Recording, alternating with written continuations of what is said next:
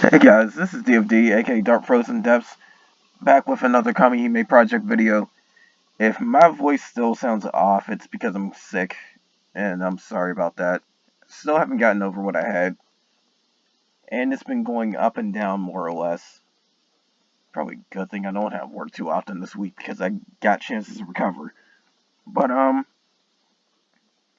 anyways, this is going to be a video about pretty much a new mastery system. Because more or less, if you think of the L resonance system, for those of you that's played L Sword, then you more or less got the idea of what this system is. Now, I've gone over this a little bit between a few things like the souls gaining experience towards gaining mastery points, regardless of which one it is. And then on top of that, some of the extra stats you can put in and the abilities, it really does seem the same. But the main thing is that you need to have a max level um legendary soul in order to be able to really make use of this, because it's more focused towards them. Also, another little interesting thing you can now do, say for example you wanted Gawain with Arthur's abilities for some weird reason. Well, in order to do that, all you have to do is just pretty much have some little setting when you go into your soul menu, and you'll be able to do that.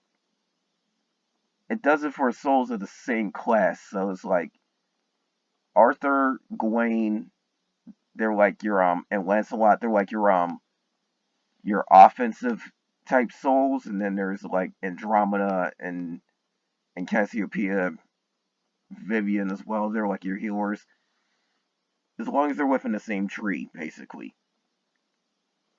Now, that also applies to the extra skills you can learn from the mastery point system. These take a lot of mastery points, but some of them are extremely good. So I would consider which ones may or may not be worth it. And then on top of that too, I've done a video where I went over a whole bunch of different abilities and whatnot the souls got. The extra abilities happen to be from the mastery points, so I broke that down in detail there, but I'll go over it again in this. Also, something I will not go over, there's SR tickets that will give you pretty much any SR Kamihime you pick. Those would be the miracle SR miracle tickets. I am not going over those. I will have a link in the description for this, though, because there's a lot of SR stuff to pick from, and honestly, if you're like me and got a lot of Kamihime, it's very inconsequential. Or say you have teams that are full of SSR, you don't really have any spots for SR anyways. But keep in mind, we do get tower showing up pretty soon.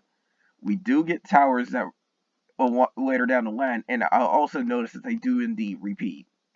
So, that said, you may want to consider picking up an SR that will help you later down the line, even if you aren't going to use them. But like I said, that's going to be in the description or the comments or something. Also, the link to this page as well, which we're going over in this video. So, to pretty much start it off, basically you have to either spend soul points or fight in battles and gain experience points in order to get mastery point. In order to do that, from what I've seen from grinding so far, I got roughly about a good 20,000 points of experience, and I still haven't gotten a mastery point. So it could take a lot. And then on top of that too, something else you need to pay attention to is what you're spending in order to actually do it, because if you don't have all your holy souls locked, save your holy soul points. If you do, then you probably could just use them along with the normal soul points. You are more than likely to rack up normal soul points than holy soul points, but it doesn't matter which one it is. They both take 100 of each to get one mastery point. So you need 100 normal soul points to get a mastery point. You need 100 holy soul points to get a mastery. That's not changing.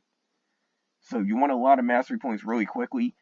Now's the time to start considering getting soul points when you do the events. Advents are very good for that, and then it's even more reason to do the union events because you get holy soul points from those. Now, when it comes to the using the points, there's two ways. Like I said before, you either strengthen stats, which depend on the soul, or go through special abilities. This is a massive list of all the different stats you can get, and they vary between the legendary souls. So one might get HP, one might not. Well, they all seem to get HP. One might get burst performance, one might get a targeting rate, one might get avoidance rate. You never know. Sorry about that. Like I said, I'm still sick, so this is going to sound a little bit off. But here's a major thing about all these you're getting. Now, I don't know what notable means. Stealth, my guess is to get targeted less. Avoidance, you pretty much you avoid attacks coming your way. And then the others are pretty much standard. You should already know those from before. Because weapons will either give the other effects or whatnot, or you might get them from some ones too. So that's something to know. And then some accessories do that too. But here's what you're mainly getting. The attacks can be split between large, medium, and small. This is something I suggest everybody gets regardless of their soul because it's more damage output, and that's always a good thing. Defense can depend on the soul. If you have a tanky soul, like say, Hurt can tank a lot of hits, Jones made for it, possibly even the Gunners, Artanian, because she gets a lot of HP, in fact. Maybe consider that, but it's still dependent on who you get. The 2-stage and the 3-stage probability. These are small, but they can indeed help. Get these regardless because they're going to up your combo rate. And it's harder to up the Souls combo rate than it is for the Kamihimes, especially now that we got access to more accessory slots. So, well, more accessory slots that you grind for it. But that's the whole thing. You're going to want to get more combo rate for your Souls, just in case. Especially for the ones that really can get some good burst performance, like Shingen. Again, Hurt can do it. Arthur can do it with Provisional Force, so it's like, you may or may not need it for her, but it's still more damage output. I would get it anyway. Now, sneak attack probability. This is a chance at more damage, but it's not too bad from what I can tell. Of course, it's not too much of an increase because you're only getting a 10% damage increase when it does come into effect, but it can come into effect a lot. Just level 1 is a 10% chance, and you can double it to 20% when you max it out. So, honestly, I consider getting this as well. This is a high tier, if not, should get. If you're going for damage output, this is a definite get. HP increase. You can indeed get these from weapons and whatnot, but you can never have too much health, to be quite honest, if it's just there for you. If you have to really go out of your way to get it, then it could be a problem. That said, get this if you feel like you need it. Me personally, I am getting it from her because, she can take a lot of damage, and this is going to help that further. But, for defensive souls, this is a must-have, so you're definitely going to get that for them. It's still dependent on your situation. Recovery performance, there's 2 of them that pop up, in fact. Now, what this pretty much works like is an ascension. So, if you have a nice healing effect, like definitely for Andromeda get this, but you have a nice healing effect like Joan can get it. She's a decent healer. And then maybe a self-heal soul like, say, Artanian, maybe. Andromeda is a definite get for recovery performance up. She's a definite. But the others, it depends on if they have heals to begin with, and then on top of that, if it's even worth it. Because I do believe this affects the regen for Jones, so that can also help you get a little bit more survivability. It's an idea. I wouldn't say it's high priority unless it's Andromeda, but it's considerate depending on the soul. State of normal tolerance. Well, you kind of don't need this, especially if you're doing Mordred's mastery points. So that said, I would skip this, in fact, because you can get a lot of other ways to do it. I mean, if you're already using vicissitudes of fortune, then you really don't need it. And then there's some abilities that can outright prevent you from taking status effects anyway. So a normal tolerance is something I wouldn't consider. Now, ability damage. This is another one where you have to be kind of picky. If you are somehow using I forgot her name. She was the ability damage one that could stack it. I forgot her name, but she's one that definitely needs it.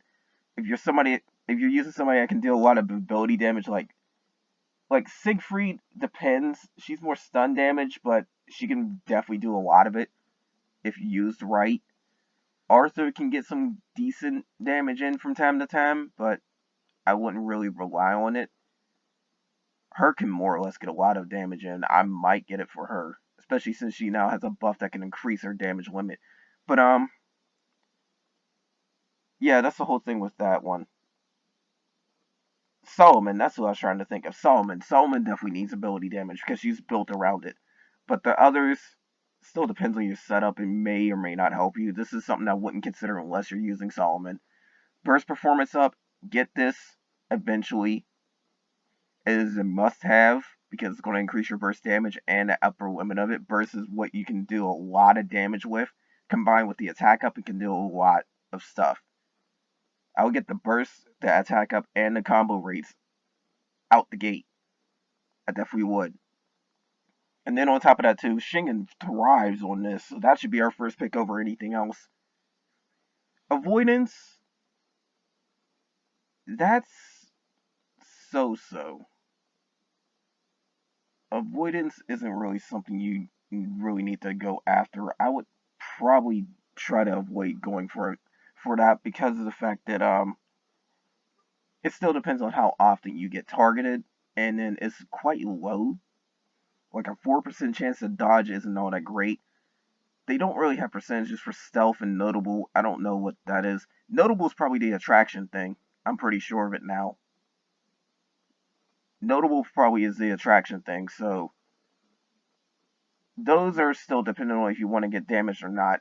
Stealth might be okay with Andromeda because you don't want her to get targeted as much as anybody else because she's going to be the one that can revive other people and then on top of that heal, but that's the only time I consider getting stealth.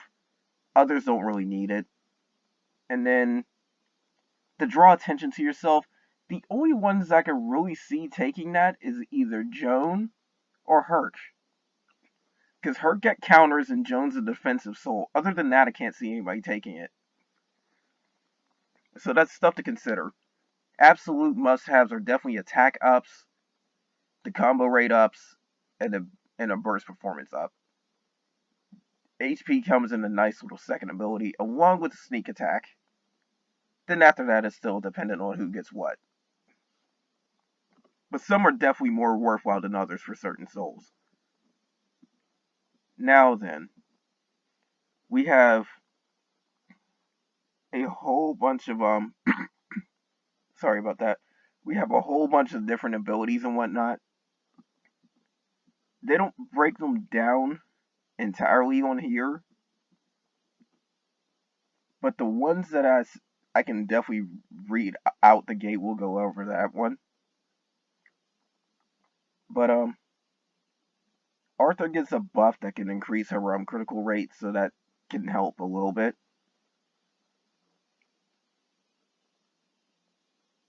And then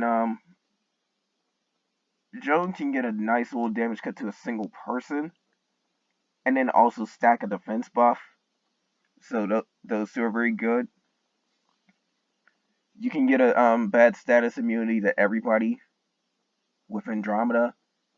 And then Tranquility is granted one time to an ally. I have no idea what Tranquility does. I'd have to look into that again. But like I said, I've done a video on Souls, so that's worth looking at if you want to see the abilities in detail, because it breaks all of them down there, I do believe. But that means me going to have to go through multiple pages, and I'd rather not. Salomon can massively spike your ability damage, and she gets another one that immediately makes your abilities recastable.